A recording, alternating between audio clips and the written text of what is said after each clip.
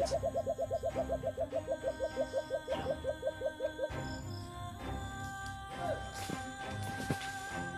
Salamat. Dito kayo.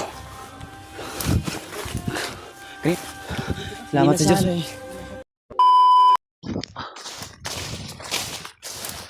Lang natin yung madali tol. Parang may lipad.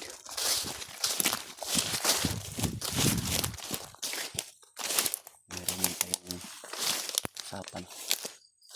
Kaya kailangan nating magmadali. Iniiwasan ko talaga yung mga kalaban lalo na't marami tol kasi kailangan ko rin na makarating kaagad din sa pinag-usapan namin. Kasi hindi natin alam baka may mga nakaabang dun. Kaya baka ano pang mangyari sa kasamahan natin o ano pang mangyari sa akin. Baka yung mga kalaban na magiging hadlang sa aming pagkikita. Kaya sige talaga ako tol na makarating kaagad doon. Kaya tamang masid din ako sa bawat hakbang natin. Iniingatan ko talaga dahil hindi rin madali na sugod lang tayo ng sugod. Kailangan talaga natin pag-isipan ng mabuti. Sakit ng ngipin ko.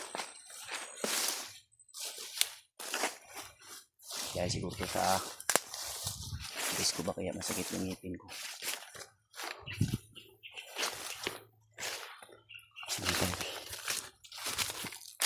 Simula tayo.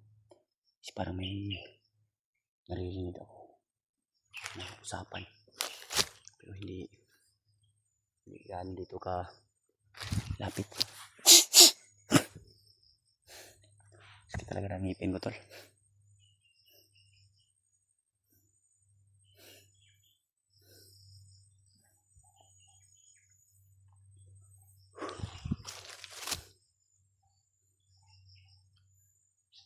Aso na may mga aso silang pinapakawalan ba, buti hindi nagagala-gala dito yung mga aso na pinapakawalan nila. Siguro andyan lang sa mga ano ba, hindi gaano kasukal na area, pero mga pinapakawalan nila tol kasi yung mga aso nila maiitim din.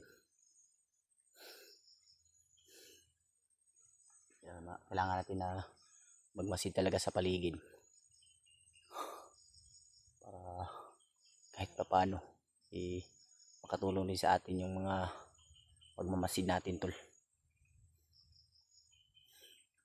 Kaya sana panalangin nyo po na walang magiging hadlang sa pagkikita namin ng mga kasamahan ko para si EG na lang yung hanapin namin kasi wala talagang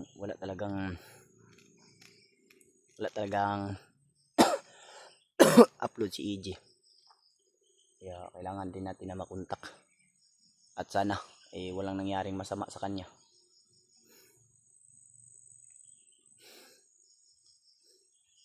Ipin ko tayo sa area tulo. Doon tayo sa area na to.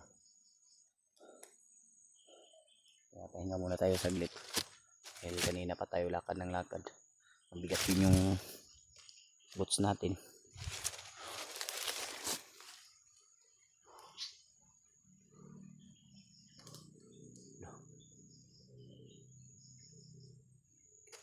Narinig akong mga ingay ng motor mga tol. Siguro mga naghahatid dyan ng mga dokumento o mga nakukuha nila na mga kinikidnap nila tol. Kasi dati yung hindi pa ako sumama kila Red Badge.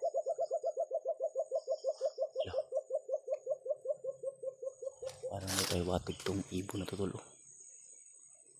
Ibon na maitim tol.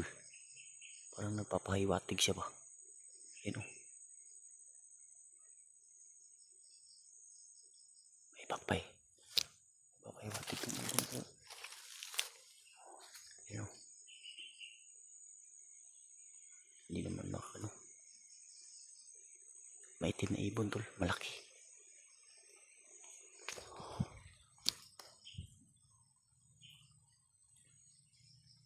Baka yung tunog niya parang may ibig sabihin. Pero hindi ako sigurado kung anong ibig sabihin ng kanyang pagtunog. Kasi itong malaking ano tol, malaking ibon, maitim. Kaya kailangan natin na ano dito kaagad, makaalis. Baka nagtawag na yun ng mga yung wala tol. Yung wala yung ibon. Wala. Alis tayo dito kaagad.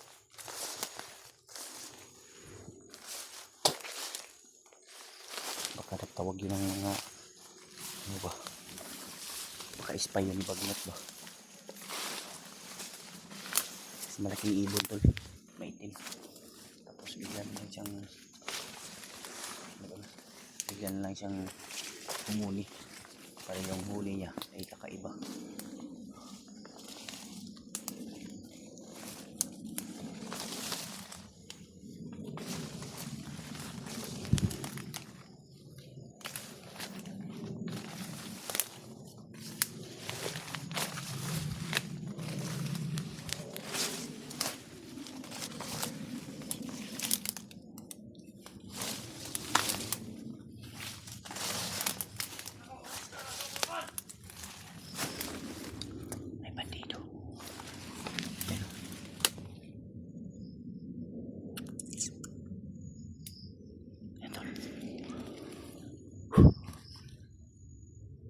Hindi ba tayo susukot?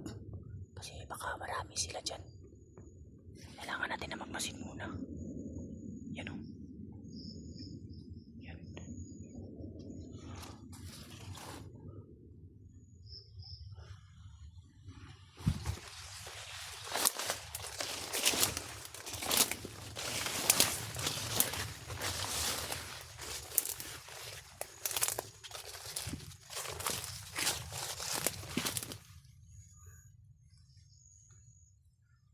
Magmasid muna tayo tol. Hindi natin pwedeng susukurin yan. Baka marami sila.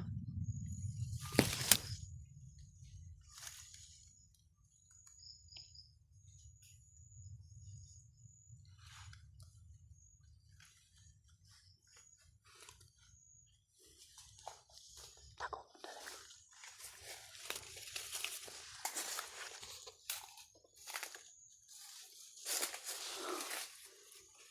Baka marami sila tol. Kailangan natin magmasid muna.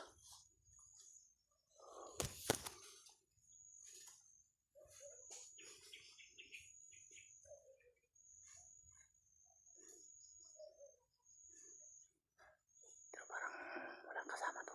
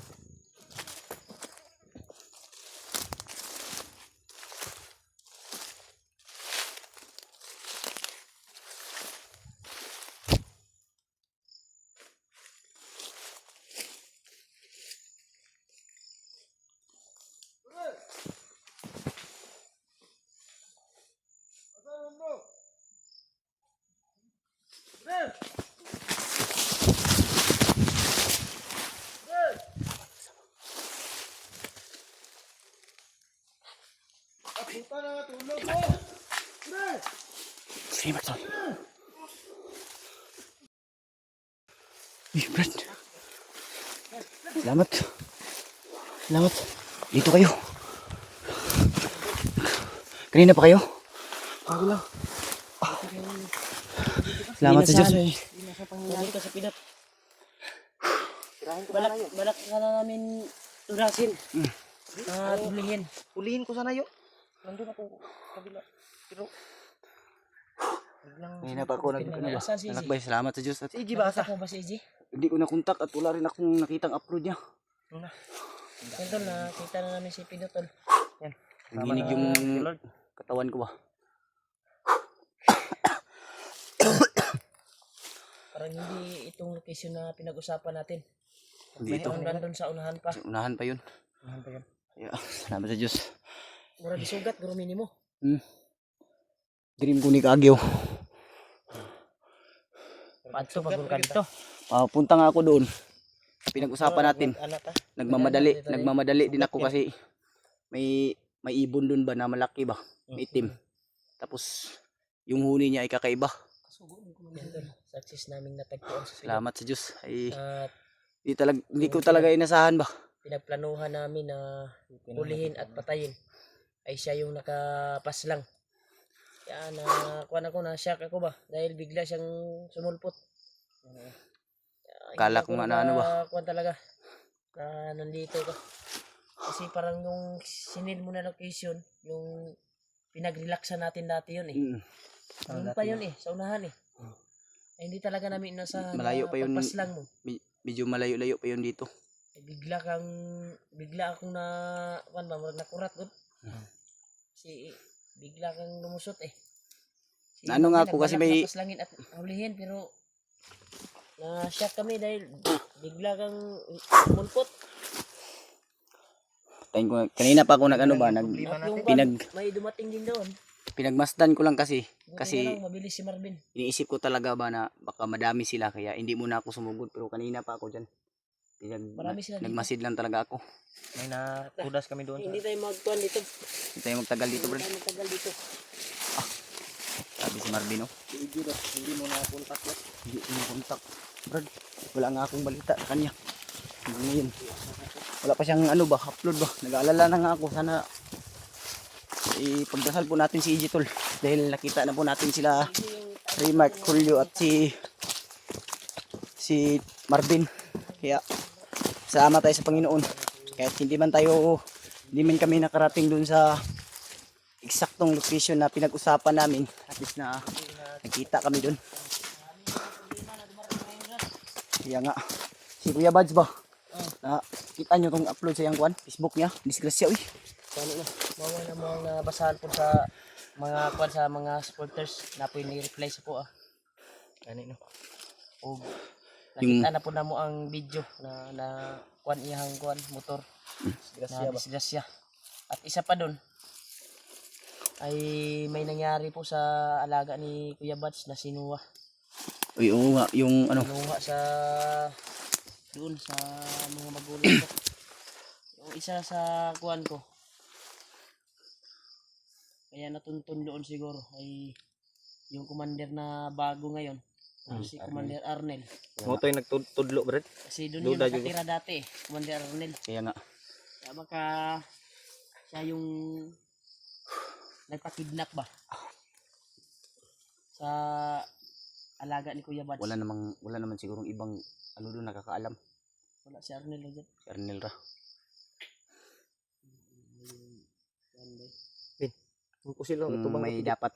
Kung may dapat man tayong sisihin, si Commander Bagnot lang talaga.